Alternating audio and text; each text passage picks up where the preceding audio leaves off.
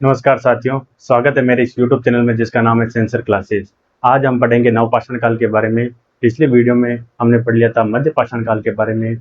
नवपाषाण काल का जो कालखंड है वो पाषाण काल का अंतिम कालखंड माना जाता है। तो चलिए शुरुआत करते हैं नवपाषाण काल के बारे में।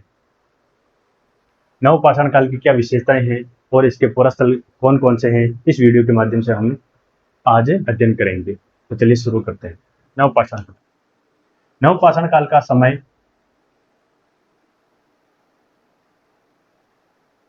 8000 बीसी से 1000 बीसी तक माना जाता। 8000 बीसी से 1000 बीसी तक का जो समय है वो नवपाषाण काल के अंतर्गत आता है। कहीं कहीं पर ये 4000 बीसी भी दिया हुआ है, तो 1000 बीसी ज्यादा करेक्ट है, क्योंकि दक्षिण भारत में नवपाषाण काल 1000 बीसी तक चलता रहा। दक्षिण भारत में नवपाषाण काल 1000 बीसी तक चलता रहा, जबकि उत्तर भारत में नवपाषाण काल लगभग 4000 के आसपास समाप्त हो गया था। और नवपाषाण काल के बाद में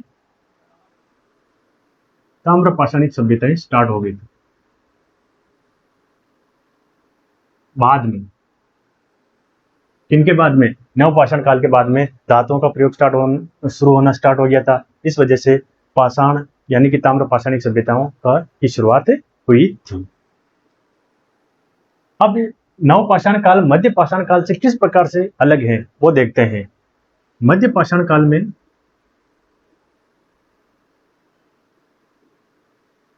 मानव ने पशुपालन स्टार्ट कर दिया था, यानी कि मानव पशुओं का पालन करने लग गया था। उनका किस प्रकार से उपयोग अपने जीवन में ले सकता था, वहां से उसने पशुपालन स्टार्ट कर दिया था।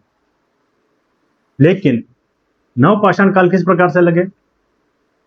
नवपाषाण काल में मानव ने पशुपालन के साथ साथ कृषि कार्य भी करना स्टार्ट कर दिया था, यानी कि यहाँ से पशुपालक था और यहाँ पर खाद्य उत्पादक हो गया।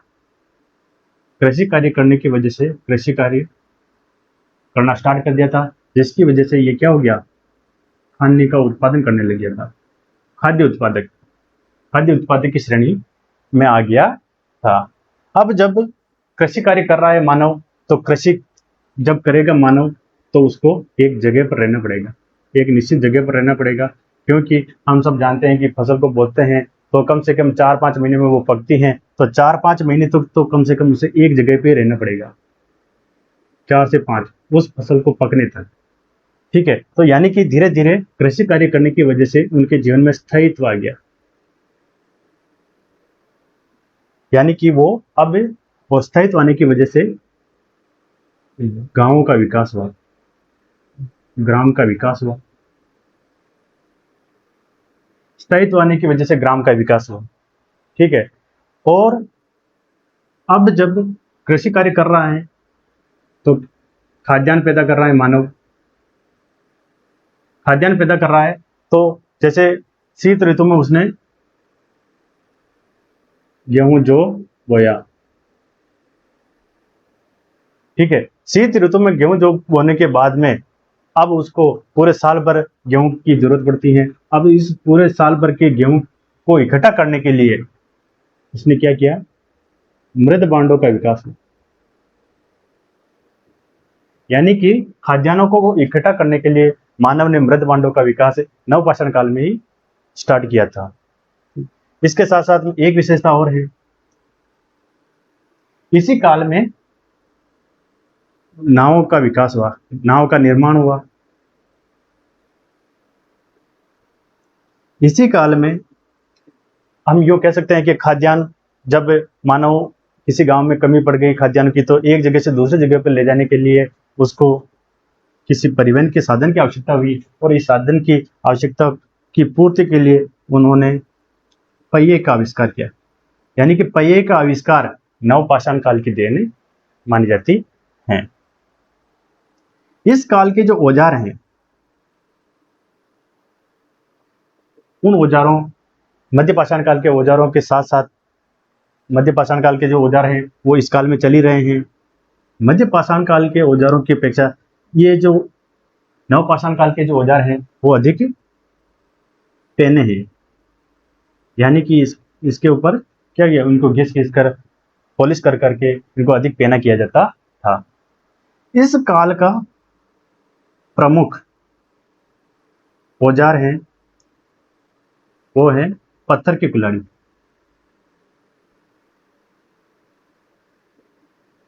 इस काल का प्रमुख औजार है पत्थर की कुल्हाड़ी। इस काल में मानव ने पत्थर की कुल्हाड़ी का सबसे अधिक उपयोग किया था। पत्थर की कुल्हाड़ी के साथ साथ में सेल्ट, छेनी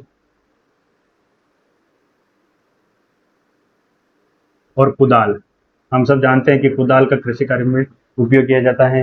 तो ठीक है, तो इस काल के प्रमुख औजार हैं पत्थर की कुल्हाड़ी, सेल्ट हो गया, छेनी हो गई, कुदाल हो गई, ये सब इस काल के प्रमुख औजार थे। इसके साथ साथ में मानव ने इस काल में गेहूं, जौ, कपास और दक्षिण भारत में रागी, कुल्थी आदि का उत्पादन स्टार्ट किया था। रागी और कुल्थी नवपाषाण काल में प्रमुखतया बोई जाती थी और रागी दक्षिण भारत में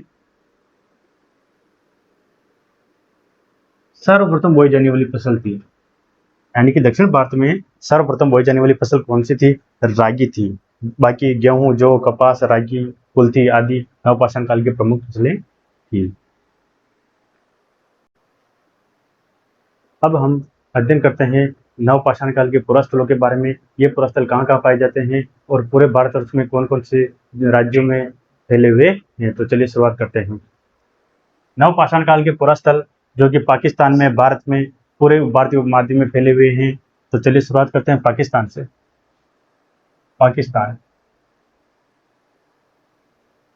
पाकिस्तान में नवपाषाण काल के जो स्थल हैं वो मेहरगढ़ है, कलीगुल मोहम्मद है, सरायखोला है और चली। इन स्थलों में से मेहरगढ़ सबसे प्रसिद्ध स्थल है। मेहरगढ़। अब देखते हैं कि मेहरगढ़ से हमें क्या क्या विशेषताएं प्राप्त होती हैं, क्या क्या सामग्री प्राप्त होती है, देखते हैं। मेहरगढ़ कहाँ स्थित है? बोलन नदी के किनारे। पाकिस्तान में एक नदी है बोलन नदी, उसके किनारे मेहरगढ़ स्थित है। कच्ची का मैदान भी बोलते हैं। कच्ची के मैदान में बोलन नदी के किनारे मेहरगढ़ स्थित है। मेहरगढ़ से सर्वप्रथम कृषि के साक्ष्य मिलते हैं जो कि 7000 या 6000 बीसी के माने जाते हैं। सर्वप्रथम हमें कृषि के साक्ष्य कहाँ से मिलते हैं? मेहरगढ़ से मिलते हैं, जो कि 7000 बीसी या 6000 बीसी के माने जाते हैं। किसी किसी किताबों में 7000 लिखा है और किसी किसी किताबों में 6000 बीसी लिखा है। 7000 ओल्ड एनसीईआरटी में और 6000 न्यू एनसीईआरटी में लिखा हुआ। तो हमें कंफ्यूज नहीं रहना है, दोनों तिथियों को हमें याद रखना है। मेहरगढ़ से हमें गेहूं, जौ, कपास के साक्ष्य मिलते हैं। यानी कि यहाँ से गेहूं, जौ, कपास आदि की फसलें उगाई जाती थी। गेहूं मेहरगढ़ में बहुत अधिक मात्रा में उत्पन्न होता था। इसी वजह से मेहरगढ़ को बलूचिस्तान, ये मेहरगढ़ किसमें? बलूचिस्तान में स्थित है। पाकिस्तान का एक प्रांत है बलूचिस्तान, जो यहाँ से लेके लगभग ये बलूचिस्तान है। यहाँ पर सिंध है, ये पंजाब है, ठीक है, पाकिस्तान वाला पंजाब। तो मेहरगढ़ पाकिस्तान के बलूचिस्तान में स्थित है और मेहरगढ़ में गेहूं की बहुत अधिक मात्रा में जो खाद्यान्न उत्पन्न होता था। इसी वजह से मेहरगढ़ को बलूचिस्तान की रोटी की टोकरी कहा जाता है, क्योंकि यहाँ पर गेहूं का अच्छा उत्पादन होता है। इसलिए बलूचिस्तान की रोटी की टोकरी किसे कहा जाता है? तो मेहरगढ़ को कहा जाता है। मेहरगढ़ से हमें भैंस के साक्ष्य मिले हैं। मेहरगढ़ से हमें क्या मिला है? भैंस के साक्ष्य। भैंस के प्राचीनतम साक्ष्य हमें मेहरगढ़ से मिले हैं। इसी प्रकार से मेहरगढ़ के जो घर बने थे नवपाषाण काल के, वो या तो वर्गाकार थे या आयताकार थे, ठीक है, इस प्रकार के घर थे। मेहरगढ़ से हमें एक कब्र मिली है उस कब्र में मानव के साथ में एक बकरी दफन है, बकरी प्लस मानव, यानी कि मानव के साथ में एक बकरी दफन है और कुछ अन्य सामान है। इससे हम अंदाजा लगाते हैं कि आखिर में मानव के साथ में बकरी दफन करने की या अन्य सामान दफन करने की क्या जरूरत महसूस रही होगी। तो इससे हम अंदाजा लगाते हैं कि मेहरगढ़ के जो निवासी थे वो पारलौकिक जीवन में विश्वास करते थे। पारलौकिक जीवन यानी मरने के बाद भी जीवन होता है, इस बात में मेहरगढ़ के लोग विश्वास करते थे। इसलिए इस मानव के साथ में यह बकरी को दफन कर दिया गया था और कुछ अन्य सामान भी दफन कर दिए गए थे ताकि इस मनुष्य के आगे के जीवन में ये काम आ सके। तो इस प्रकार से ये मेहरगढ़ की विशेषताएं हुई।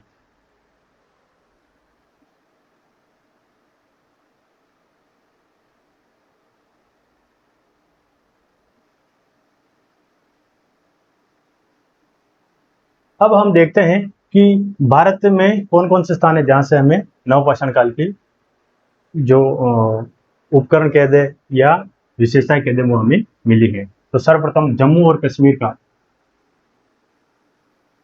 बुर्ज होम और गुप्त करार, जम्मू एंड कश्मीर का बुर्ज होम,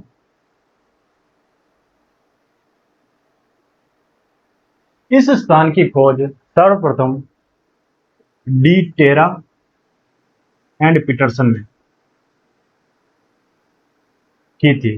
डी टेरन और पीटरसन नामक व्यक्ति ने इस स्थल की खोज 1935 में की थी। ये एक नवपाषाणिक स्थल है। बुर्ज होम से हमें गर्तावास के साक्ष्य मिलते हैं।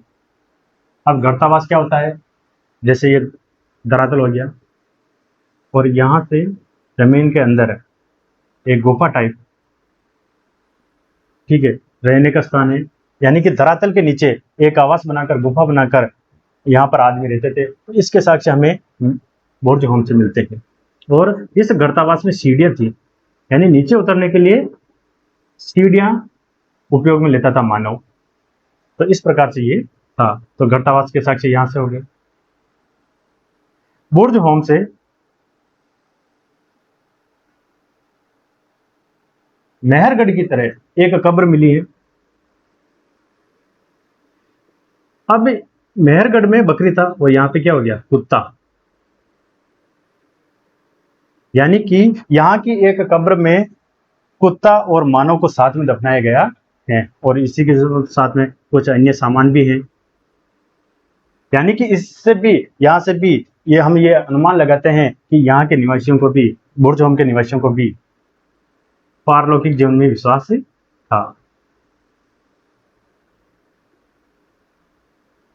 यानी कि वो विश्वास करते थे कि यहाँ मरने के बाद में भी कोई जीवन होता है। कुत्ते को मानव के साथ में दफनाया गया।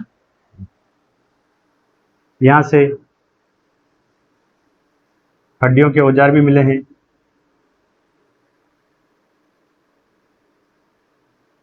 और यहाँ से जो मृदबांड मिले हैं बुर्ज होम से, वो दूसर रंग के खुरदरे मर्दबांड है। यहाँ के मर्दबांड कैसे मर्दबांड है, दूसर रंग के खुरदरे मर्दबांड हैं। हड्डियों के औजार मिले हैं, दूसर रंग के खुरदरे मर्दबांड मिले हैं। बुर्ज होम का मतलब होता है, बुर्ज होम का मतलब होता है बुर्ज वृक्ष का स्थान। बुर्ज होम का मतलब क्या होता है, बुर्ज वृक्ष का स्थान। बुर्ज वृक्ष क्या होता है, बुर्ज वृक्ष से बनता है, इसकी छाल से बनता है भोजपत्र। भोजपत्र का क्या उपयोग है, तो पुराने समय में जब कागज नहीं होता था तो इन भोजपत्रों का उपयोग किया जाता या ताड़ पत्रों का उपयोग किया जाता था। भोजपत्रों पर लिखा जाता था और फिर इनको इकट्ठा करके एक पांडुलिपि बनाई जाती थी, यानी मैन्युस्क्रिप्ट बनाई जाती थी। तो बुर्ज वृक्ष के द्वारा भोजपत्र तैयार किया जाता था और इस पर लिखाई की जाती थी और लिखाई करके जब पत्रों को इकट्ठा कर दिया जाता था तो एक ग्रंथ बन जाता था और इस ग्रंथ को हम क्या कहते हैं, पांडुलिपि कहते थे। बुर्ज होम के बाद में जम्मू कश्मीर में ही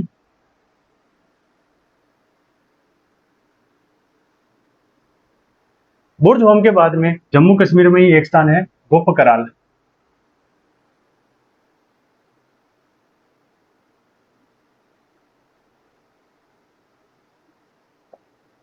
इसकी खोज AK शर्मा द्वारा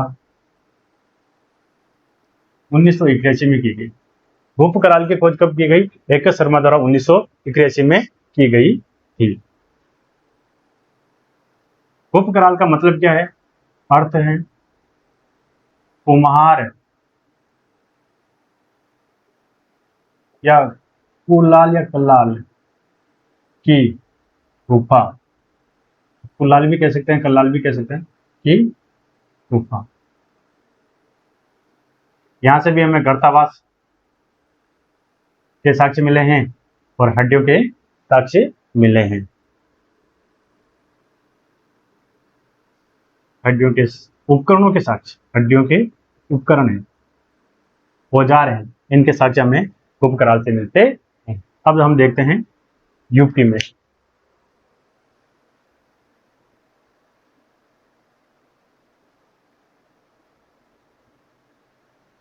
यूपी में यानी कि उत्तर प्रदेश में कौन कौन से नवपाषाणिक स्थल हैं? उसमें चौपानी मांडो, पंचो है, कोल्डिवा और महगढ़ा या महगरा।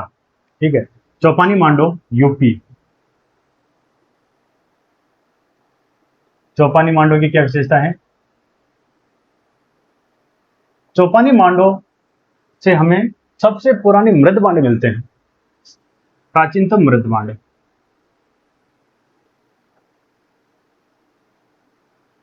सबसे पुराने मृदभांड हमें यूपी यानी कि उत्तर प्रदेश के चौपानी मांडो से मिलते हैं और यहीं से हमें मधुमक्खी के छत्ते के समान झोपड़ियां मिलती हैं। यानी कि मधुमक्खी के छत्ते के समान झोपड़ियां हमें कहां से मिलती हैं? इनके आकार की, मधुमक्खी के छत्ते के आकार की। मधुमक्खी के छत्ते के अंदर कोई कोष्ठक इस प्रकार के होते हैं, तो इस प्रकार के जो झोपड़ियां हैं वो हमें कहां से मिलती हैं? तो चौपानी मांडो से मिलती है। अगला स्थान है कोल्डिवा। कोल्डिवा भी यूपी में स्थित है। कोल्डिवा से हमें 6500 BC के चावल के साक्ष्य मिलते हैं। यानी कि चावल की खेती के साक्ष्य हमें कहां से मिलते हैं? हमें कोल्डिवा से मिलते हैं। लेकिन आधुनिक खोजों के अनुसार लहुरा देव, जो कि संत कबीर नगर यूपी में स्थित है, लहुरा देव से हमें 8000 BC के चावल की खेती के साक्ष्य मिलते हैं। यानी कि अब यूं पूछे कि सर्वप्रथम कृषि के साक्ष्य कहां से मिलते हैं, तो मेहरगढ़ ने होकर कौन सा स्थान हो जाएगा?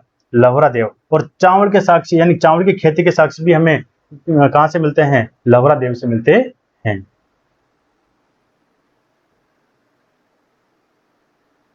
महगढ़ा, महगढ़ा या महगढ़ा, यहां से हमें गोल आकार की झोपड़ी मिलती है। महगढ़ा से हमें क्या मिलता है? गोल आकार की झोपड़ी मिलती है। साथ ही साथ में महगढ़ा से हमें गौशाला के साक्ष्य मिलते हैं। गौशाला के साक्ष्य, महगढ़ा से हमें क्या मिलता है? गोल आकार की झोपड़ी मिलती है, गौशाला के साक्ष्य मिलते हैं। तो इस प्रकार से ये यूपी के 4 स्थल हो गए हैं। चौपानी मांडो, पंचो है, कोल्डिवा और महगढ़ा। पंचो से हमें ऐसा कुछ खास मिला नहीं, हाँ नवपाषाणिक स्थल के औजार वगैरह ये मिले ही है। यूपी के बाद में है बिहार।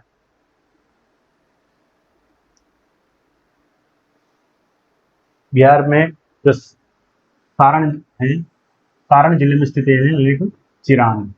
ये सारण जिले में स्थित है चिरान। यहां से हमें हड्डी के उपकरण सर्वाधिक मिले। चिरान से हमें क्या मिले? जो कि बिहार में स्थित है, हड्डी के उपकरण सर्वाधिक मिले। पूरे भारतीय उपमहाद्वीप में सबसे ज्यादा हड्डी के उपकरण कहां से मिले हैं? तो हमें चिरान से मिले हैं। और किसकी हड्डियां? ये तो हिरण की हड्डी। ये विशेषताएं हमें ध्यान रखनी है। चेचर भी बिहार का ही एक नवपाषाणिक स्थल है। अब इसके साथ में झारखंड में एक बरूडीह नामक स्थान है, यहाँ से भी हमें नवपाषाण काल के जो विशेषताएं हैं या उपकरण वगैरह, औजार वगैरह यहाँ से मिले हैं। उड़ीसा में उच्चाई नामक एक स्थान है, यहाँ से भी हमें उपकरण वगैरह नवपाषाणिक स्थलों की विशेषताएं मिली हैं। असम में सरुतरु, मरुकडोला और दोआजली हेडिंग, ये नवपाषाणिक स्थल हैं। दोआजली हेडिंग,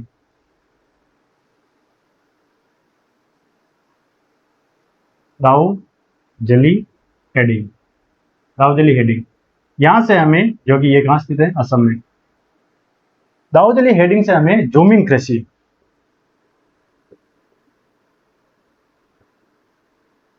के प्राचीनतम साक्ष्य मिलते हैं। जोमिंग कृषि क्या होती है? जैसे कोई जंगल हो गया, ठीक है, इसको काट कर आग लगा दी जाती है यहाँ पर, ठीक है, जिससे मैदान बन जाता और यहाँ पर फसल उगाई जाती थी। तो जलाने से क्या होता है, पोषक तत्व इसमें बहुत ज़्यादा मात्रा में हो जाते थे। यहाँ से क्या होता है, फसल भी अच्छी मात्रा में अच्छा उत्पादन होता था। और जब यहाँ पर धीरे धीरे फसल कम होने लगती है, उत्पादन कम होने लगता है, तो दूसरी जगह चलकर दूसरे जंगलों को जलाकर वापस वहाँ पर खेती की जाती थी, मैदानों बनाकर खेती की जाती थी। इस प्रकार से ये जोमिंग कृषि कहलाती है। तो जोमिंग कृषि के प्राचीनतम साक्ष्य कहाँ से मिलते हैं? तो दोआजली हेडिंग, असम से मिलते हैं।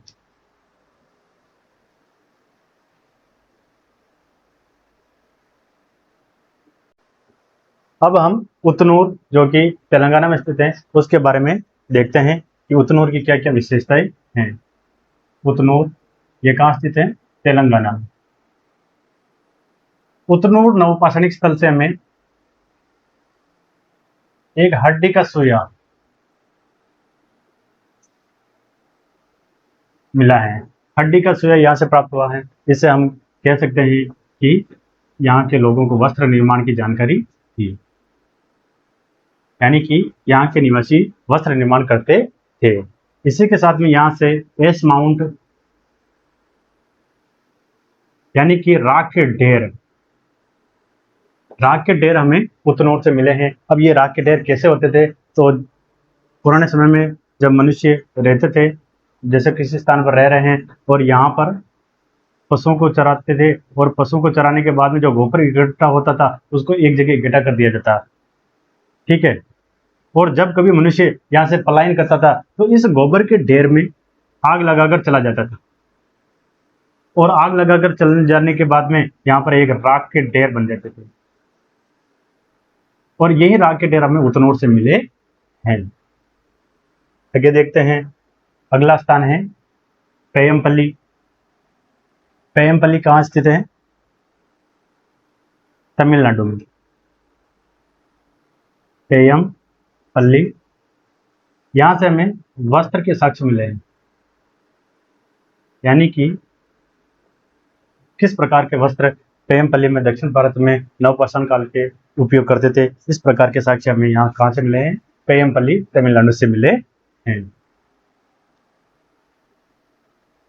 आंध्र प्रदेश में नागार्जुन कोंडा और पल्लवोई, ये दो नवपाषाणिक स्थल है। तो इनकी क्या विशेषताएं देखते हैं।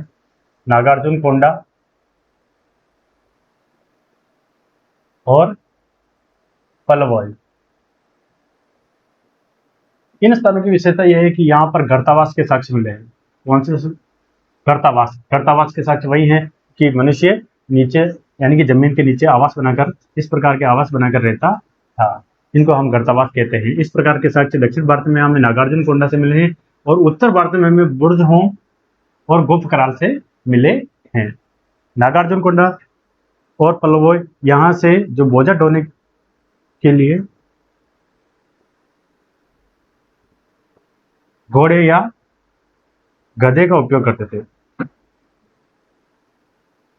किनका उपयोग करते थे? बोझा ढोने के लिए घोड़े या गधे का उपयोग करते थे नागार्जुन कोंडा और पल्लवोई के मनुष्य। यहां से हमें रागी व कुल्थी के साक्ष्य भी मिलते हैं। दक्षिण भारत में सबसे पहले बोई जाने वाली फसल कौन सी है? तो रागी। तो हमें नागार्जुन कोंडा और पलवोई से हमें रागी और कुल्थी के साक्ष्य भी मिलते हैं। नागार्जुन कोंडा और एक स्थान है संगनकल्लू, ये कर्नाटक में स्थित है संगनकल्लू। यहां से हमें नवपाषाणिक स्थल है, यहां से हमें नवपाषाण काल के उपकरण मिले हैं। दक्षिण भारत के सबसे पहले उपकरण कहां से मिले हैं?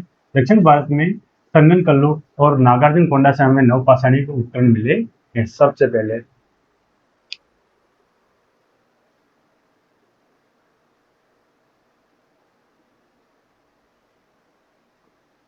अब स्थान है कर्नाटक। कर्नाटक में बहुत सारे स्थल हैं, जैसे कोडेकल, मास्की, पीकलीहल, संगनकल्लू, हल्लूर, कूपगन, और यहाँ पर एक स्थान और रह रहा है ब्रह्मगिरी। तो यहाँ लिख सकते हैं बीच में कहीं भी, ब्रह्मगिरी भी नवपाषाणिक स्थल है। ठीक है, कोडेकल, कूपगन और पीकलीहल